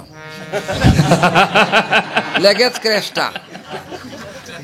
मला अजूनही लोक विचारतात तुम्ही कधी घेणार आहेत? म्हणलं मी फॉर्च्युनर घेणार आहे, पण कीर्तन बंद पडल्यावर. लोक म्हणले असं उलट सूत्र का? अरे म्हणलं तिला 7चं आणि 8चं आवरेज आहे म्हणे. देणार आणि प्रेमाने म्हणावं आम्हाला तुमच्यावर खूप भावना असल्यामुळं हे 5,000 दिलेत, पुंडली कवरदारी. हे तिला टोल नाक्यालाही पुरत नाही. त्यापेक्षा जुनी वापरलेली बरी, पेटी असू गाडी असू, ट्विनिंग करून घेता येईल. विठाला विठाला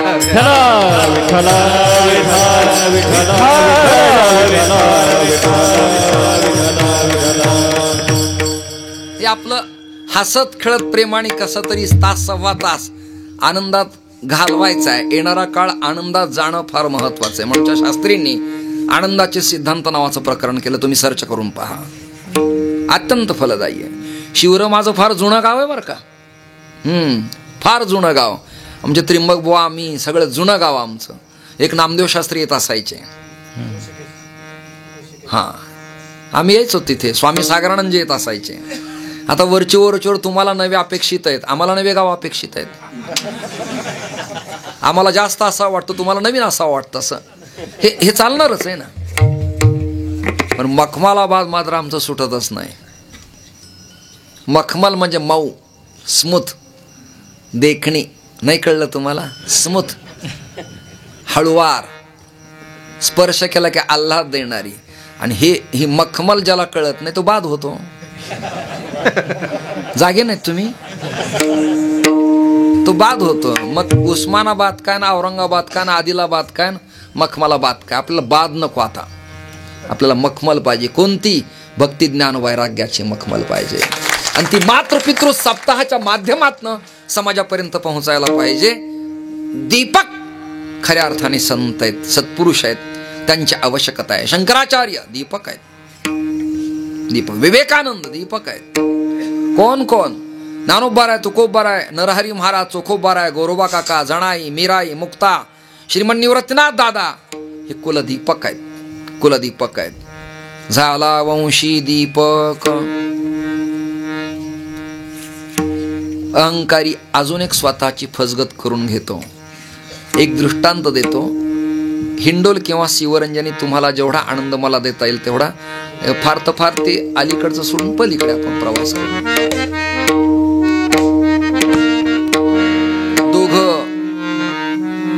दोघं MBA बरोबरच करत होते. फॉर एक्झाम्पल पुण्यातली नाशिकातली गोष्ट आहे. खरं की खोटं याबद्दल मला समीक्षा करू नका.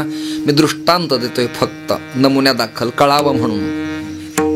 दोघांचं जाणं एकाच गाडीवरती व्हायला लागलं आणि त्या बसण्या बोलण्याचं पर्यवसन प्रेमात झालं. तिने त्याची ज्ञाती विचारली नाही आणि त्यानं तिचा वर्ण विचारला नाही. दोघं प्रेमात पडले. एकाच टेबलला दोघांची नोकरी, एकाच ऑफिसला, जाणं येणं कमालीचं वाढलं. शास्त्र चिंतन असे, लोभ पापस्य कारण. अतिलोभ पापाला कारणीभूत ठरतो. त्यात मातृत्वाचा ओलावा नसेल तर, बंधुत्वाचा ओलावा नसेल तर, आणि ही माझी भगिनी आहे हा ओलावा नसेल तर परस्परातलं जाणं येणं हे पापास प्रवृत्त होतं. लोभ पापस्य कारण. अतिपरिचयात अवज्ञा संतत गमनात अनादरो भवती. जाणं येणं प्रचंड वाढलं आणि तिने एक दिवस विचारलं की मी माझ्या सगळ्या कुळगोत्राला, घरच्यांना सोडून मला असं वाटतं की आपण दोघांनी एकत्र यावं. तो म्हणला आपण एकत्र आहोतच की. आता बोलता बोलता 2-3 वर्षापासून आपण एकाच कंपनीत राहतो, एन्जॉय करतो, फिरतो, लोणावळ्याला जातो, खोपोलीला जातो, कामशेतला जातो, माथेरानला जातो. फक्त माथं फिरत नाही एवढंच. मी नाशिकात येतो, मला तुझ्याबरोबर फिरायला आवडते. म्हणजे मला पण खूपच आवडतं, पण हे असं असण्यापेक्षा आपण दोघांनी एकत्र आहे. मला नेमकं काय एकत्र यायला म्हणजे? अरे आपलं लग्न व्हायला हवंय. लग्न काय मला आपण कोर्ट मॅरेज करून टाकू. कोर्ट मॅरेज हा कायदा आहे, वैदिक लग्न हा विधी आहे. पण यापेक्षा पुढचं बोलतो, दोघांचं परस्पर एकत्रित येणं हा एक संस्कार आहे. संस्कार आहे. हा संस्कारांचा अभाव आहे. क्षमा मागतो. अशी लग्न बहुधा टिकत नाहीत असा बऱ्याच अभ्यासकांचा कयास आहे. या मताशी तुम्ही सहमत व्हा असं माझं अजिबात मत नाही. ते दोघांचं लग्न पार पडलं आणि झाली आता प्रपंचाला सुरुवात झाली. 4-6 महिने दोघांचं बोलणं, बसणं, खाणं पिणं. आता त्यांनी सांगितलं की तुलाही पण गाडी घे, मलाही गाडी राहू दे. तुझ्या ऑफिसची वेळ, माझ्या ऑफिसची वेळ, कधी शिफ्टही बदलल्या जाते. ती म्हणली होणार आहे. मला तर हल्ली असं झालंय, बॉस 5ला जरी कंपनी ऑफिस कामकाज संपलं तरी 9-10 वाजेपर्यंत आग्रह करतात आणि थांबावं लागतं. त्याने ते समजून घेतलं, हे बघ काम आहे, ड्युटी फॉर ड्युटीचे, कर्तव्यासाठी कर्तव्य करावं लागतं. आमच्याकडं बघितलं लोकांना वाटतं ही शिकलेली नसतातच काही की आम्हाला पाहून. म्हणजे असं वाटतं की ही बहुतेक जगणारी किंवा काही न कळणारी, मागणारीच लोक आहेत असं वाटतं. एकदा गाडीत मला डोक्याला थोडा वेदना व्हायला लागल्या प्रवासानं, म्हणून मला डोकं न दुखावं म्हणून मी मेडिकल दुकानासमोर गेलो. तो दुकानदार मला चल चल चल पुढं चल, चल पुढं चल, चल.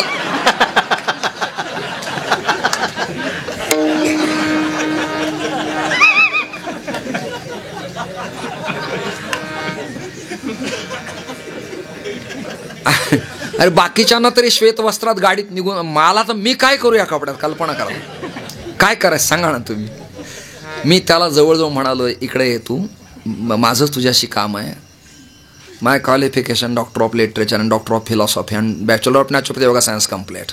ते मला हो सर, स्वारी सर. मी म्हणलं लायसन्स आहे तुला विकत घेईन मी.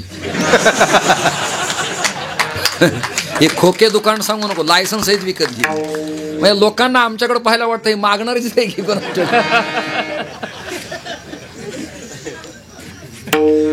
मागणाऱ्यांचा सुद्धा अपमान करू नये. तोही परमात्माच आहे ना. त्यातही आतिथ्यच करावं, त्यातही भगवत भावच पाहावा. दोघ जण एकत्र आले आणि ती म्हणाली मला हल्ली ऑफिसवर यायला प्रचंडच उशीर होतो, तू नाराज होत जाऊ नको. सो म्हणला नाही ग, नाराज कसं शक्य आहे, मी पूर्वी आळंदीला होतो. तो म्हणतोय माझं नाही चाललंय. ए काय कार माझ्यावर आणता काय तुम्ही सर. म्हणून एक कॅमेरा चेहऱ्यांचे भाव टिपण्यासाठी पण अपेक्षित असतो. तुमचा सगळा कॅमेरा माझ्यावर, यांना कोण टिपणार आहे. हे रडतायत की हसतायत की झोपलेत की पडलेत, कोण बघणार आहे यांना. मग इकडनं एक कॅमेरा इकडं असावा लागतो फिरता, किंवा समोर एक तटस्थ. तो म्हणला अगं पहिला मी आळंदीला होतो, मी पण शिक्षण संस्थेत शिकलो आहे आणि मी पूर्वी महाराज होतो. तुला सांगू का, जो होत नाही नाराज त्याचं नाव महाराज. त्याने तिला व्याख्या सांगितली. ती म्हणली गुड, मला असाच माणूस अपेक्षित होता आणि तू मला मिळालास, खूप खूप अभिनंदन. चल मी ऑफिसला निघते आता, मला वेळ कमी आहे आणि तू पण तुझ्या कामाला लाग. आपण दोघांनी नाश्ता केलाय, संगोसे वगैरे खाल्लेत, कारण की तशा घरात असं चांगलं उत्तम पिकलेलं किंवा शिजवलेलं चांगलंच मिळेल अशा अपेक्षा का करावी आपण तरी. पुऱ्या, पाणपुरी, संगोसे, अर्ध तळलेलं कच्चं आईने केलेले असतात ते बोंड असतात आणि हातगाड्यावर मिळतात ते भजे असतात. फरक आहे हा त्याच्यात. ते चविष्ट असतात पण पाचक नसतात. घरचे जाडे भरडे असतात पण पाचक असतात. प्रासादिकता वेगळी असते. संगोसे चवीपुरते ठीक आहेत, पण तव्याच्या वर भाजून चुलीच्या तोंडाला उभी करून भाजलेली भाकरी आहे ना, जगातल्या सगळ्या पदार्थापेक्षा पवित्र देखील उत्तम आहे. तो आनंदच वेगळा आहे. म्हणून किती बंगल्यात श्रीमंताची राहणारी धर्मपत्नी आमच्या आत्या मकाचे कंस गोळा करतात, ते मधले काढलेलं, ऊसाचे लाकडं हे ते द्राक्षाचे खोडं उरलेले, 3 दगड मांडायचे आणि पाणी तापवायचं. ते पाणीच वेगळं, त्यावरचं दूधच वेगळं. आणि मडक्यात तापलेलं खरपूस दूध तर कुठल्याच स्वीट होम मध्ये मिळणार नाही. त्याची चवच वेगळी, खरपूस चवच वेगळी त्याची.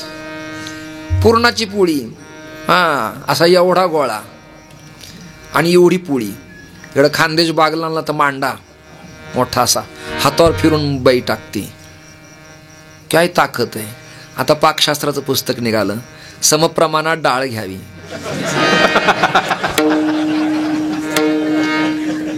ऐकता का. समप्रमाणात गुळ घ्यावा, कणिक भिजवावी, ती मुरू द्यावी, मग ती लाटावी, मध्ये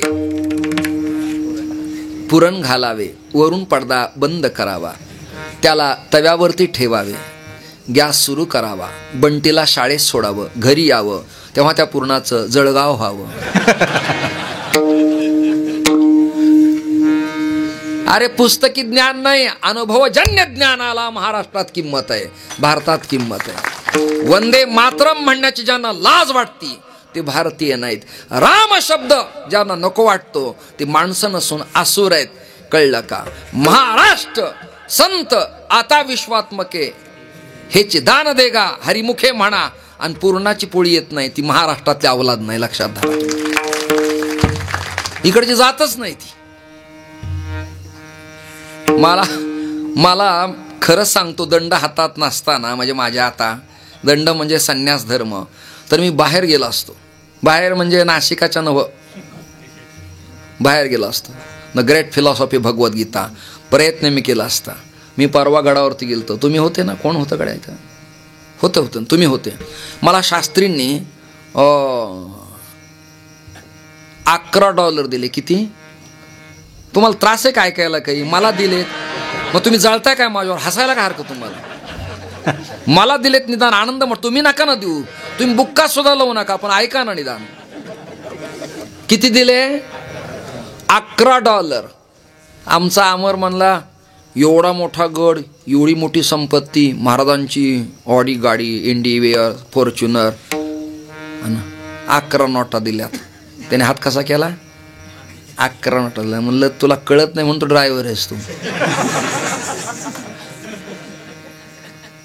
वेड्या, तुला कळत कसं नाही? अरे हे काही सामान्य नाही. एका कागदाच्या नोटेवरती 50 रुपये लिहिले होते. किती? असे $11 दिले. तर एका 50च्या नोटीची त्या देशातली किंमत आपल्याकडं होतीये 3000. किती? आता 3 गुणिले 11 करा, किती झाले? मोठ्याने बोला ना. हा, किती झाले? 33,000. मला 10 मिनिटात प्रेमाने दूध पिऊन मिळाल्यावर मी रात्री बोंबलायला फिरू कशाला मारायला? मला सांगा ना तुम्ही. हेचे दाना दे गा दे कशाला? भगवान जब देताय तो छप्पर फाड़ के देताय. हे त्याचं प्रारब्ध असतं, लक्षात धरा तुम्ही. आनंदाची लहरी असती, आनंदाच्या सिद्धांताचा उपभोग असतो आणि जीवन एक उत्तम पारमार्थाच्या बैठकीवरती आरूढ झालेलं असतं. वेळ आपल्याला कमी आहे. ते दोघं जण प्रपंच करता करता एक दिवस असा उदयाला आला.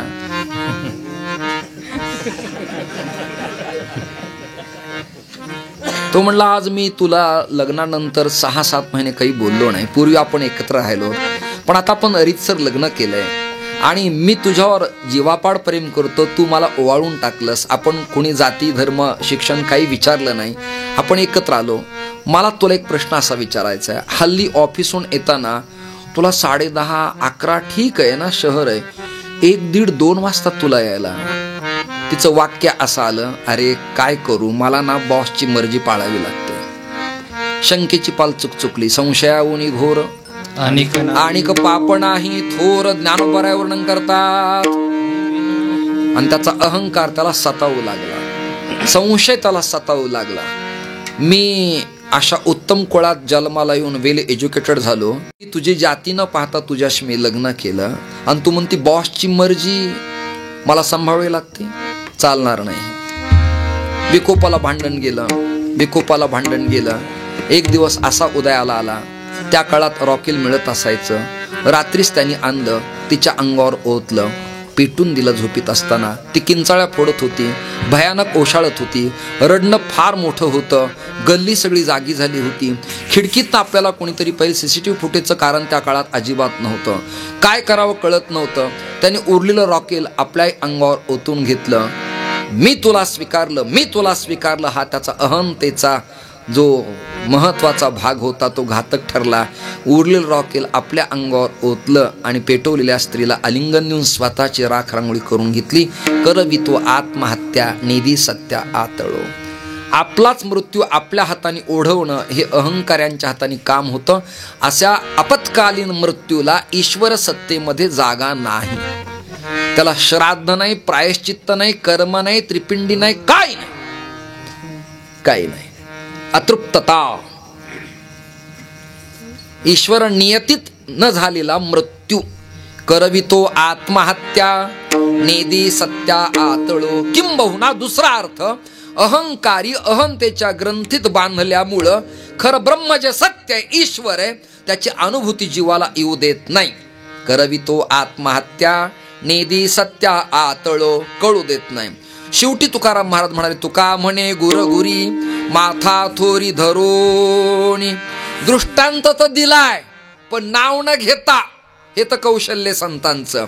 शेतकरी शेतात पिकवलेलं धान्य, कडबा, पेंडी इत्यादी बांधून बैलगाडीत घरी आणत असताना त्या बैलगाड्याच्या साट्याच्या खाली एक कुत्र चलतं बघा. लक्षात येईल तुमच्या?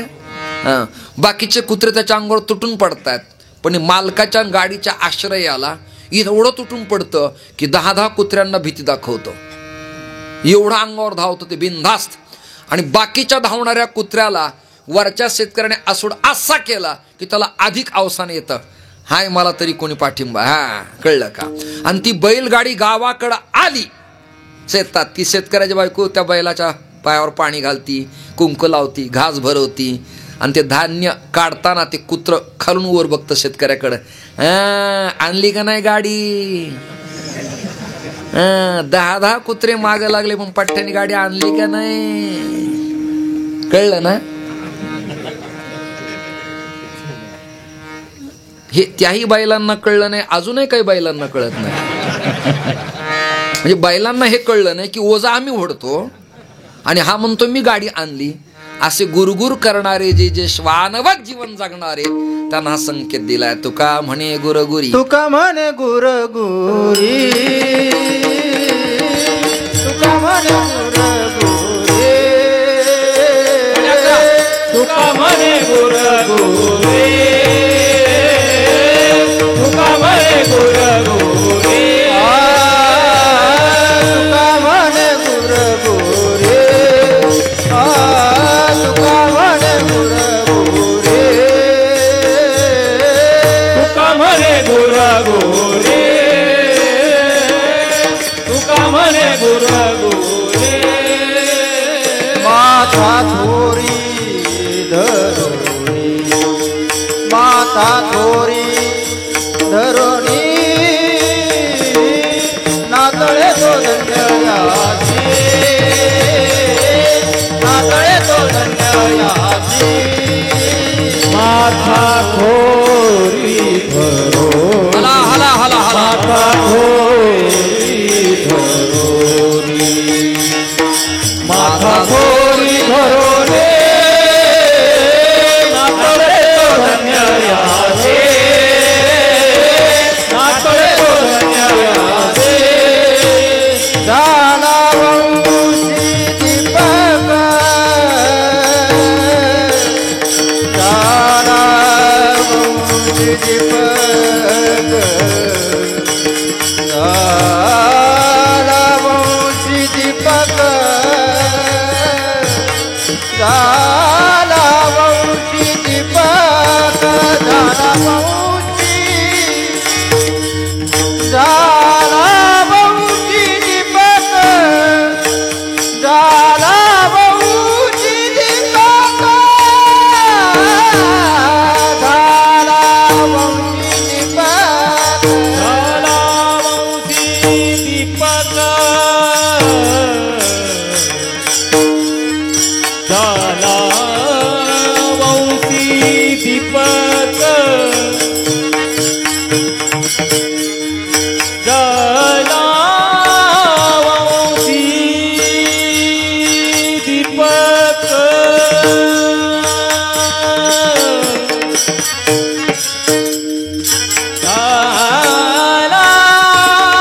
वंशी दीपक.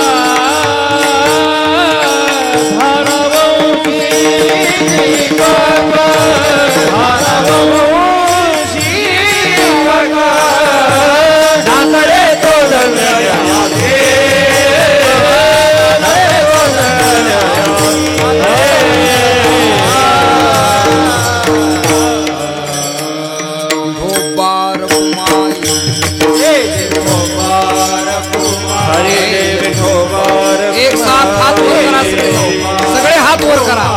एक साथ करा सगळे.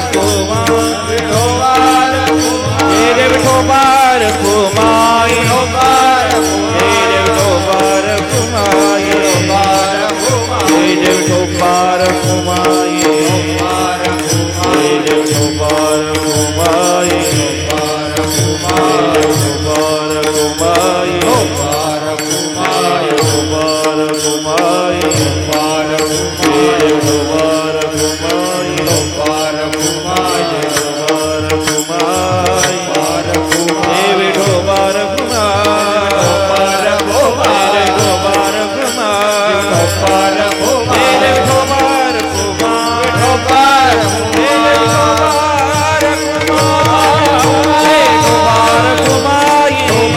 डोबार कुमाये डोबार कुमाये डोबार कुमाये डोबार कुमाये डोबार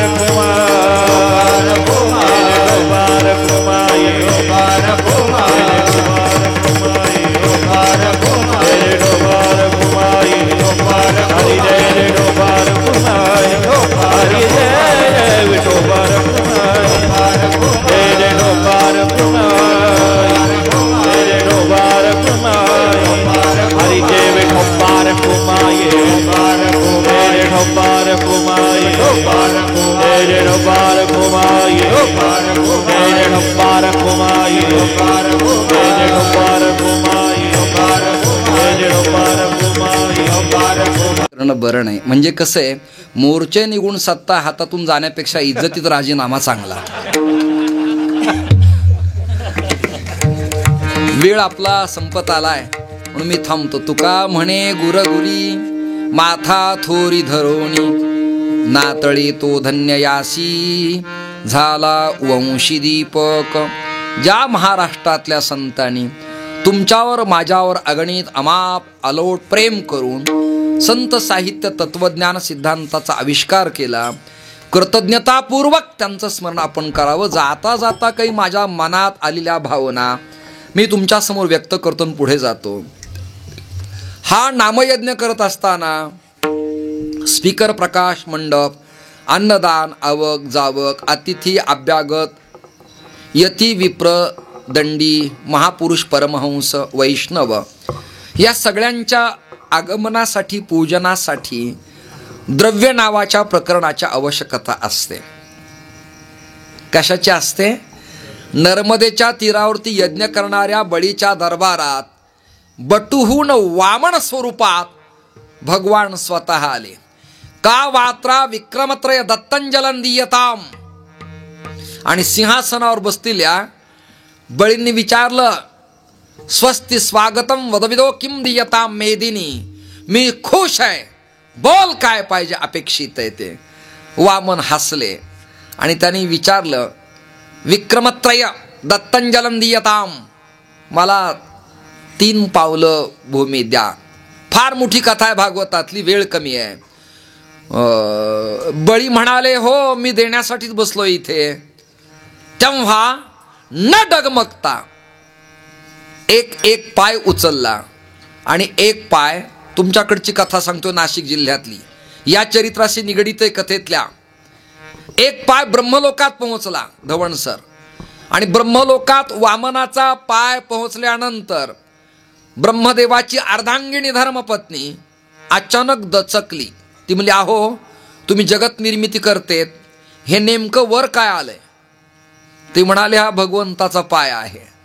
मग काय करावं लागेल? म्हणजे पाद्यपूजा, बाकी काय, याला पादप्रक्षालन. मग नवरा बायकोनी कमंडलूतलं पाणी घेतलं आणि वामनाच्या पायाची पाद्यपूजा केली.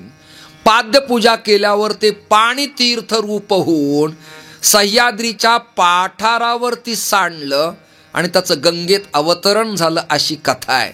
आणि त्या गंगेचं उगमस्थान नाशिक जिल्ह्यात त्रिंबक ठरलं. ही कथा तुमच्याकडची आहे. तुम्ही गौतमांची कथा स्वतंत्र ऐकत आहात, भगीरथांचे प्रयत्न स्वतंत्र ऐकत आहात, मी सांगितली कथा स्वतंत्र आहे. तेव्हा बळीची आई म्हणाली वामनाला, बास माझाच परम भाग्य आहे, आमचं कुळ धन्य आहे, आम्ही सगळे आनंदी आहेत. सभेतले लोक म्हणायला लागले, कसं काय मातोश्री? ती म्हणाली, काय सांगू, भली हुई सती न गई विरोचन के साथ, ऐसा पुत्र पैदा किया कि प्रभु पसारे हात.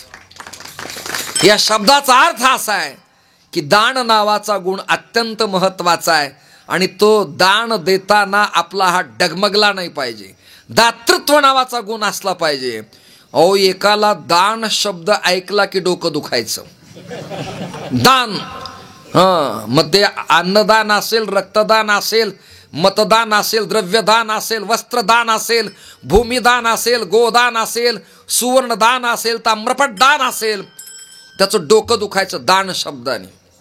एक दिवस चुकून काय झालं, त्याच्या झोपीत त्याच्याकडनं 1 रुपया, 1 आणा येणाऱ्या याचकाला देण्यात आला.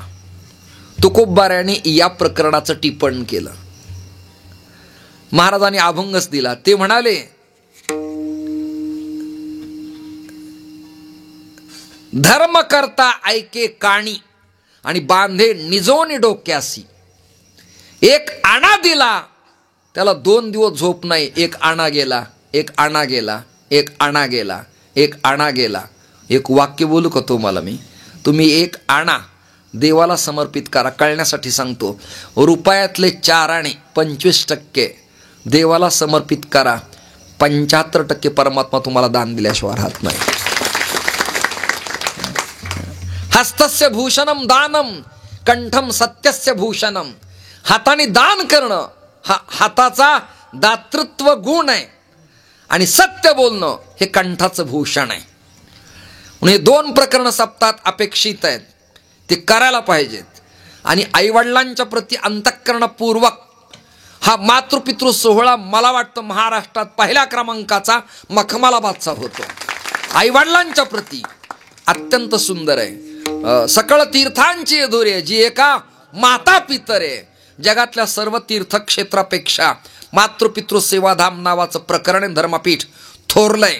म्हणून त्याकडं तुम्ही विशेष लक्ष केंद्रित करून भेदा पलीकड जाऊन एकसंग होऊन ज्ञानोबाराय, तुकोबाराय, नामदेवराय, नाथराय सकल संतांचे विचार, कीर्तन, भजन, प्रवचन, कथेच्या माध्यमातून श्रवण करून आपलं जीवन परिवर्तनवादी करावं, आत्मचिंतन करावं, संत वाङ्मयाचा यथार्थ अभ्यास करावा वा ज्ञात्या लोकांचं श्रवण करून आपल्या जीवनाचा उद्धार करावा. घर फक्त घरासारखं बांधलेलं नसावं, तर घरातली माणसं मन मंदिराने पवित्र व्हावीत एवढी भावना व्यक्त करून आजच्या कीर्तन सेवेला विराम. आणि ज्या संतांनी तुमच्यावर माझ्यावर अगणित उपकार केले आणि अजून एक वाक्य बोलून तुमच्या सगळ्यांच्या टाळ्या मी घेणार आहे. महाराष्ट्रातल्या, भारतातल्या वारकरी तत्वज्ञानाचं आणि वारकरी परंपरेचं भारतात आद्य गुरुघर कोण असेल तर नाशिक जिल्ह्यात त्र्यंबकेश्वर आहे. आद्य गुरुघर, विश्वाचा तो गुरु स्वामी निवृत्ती दातारू. विश्वव्यापकता आहे.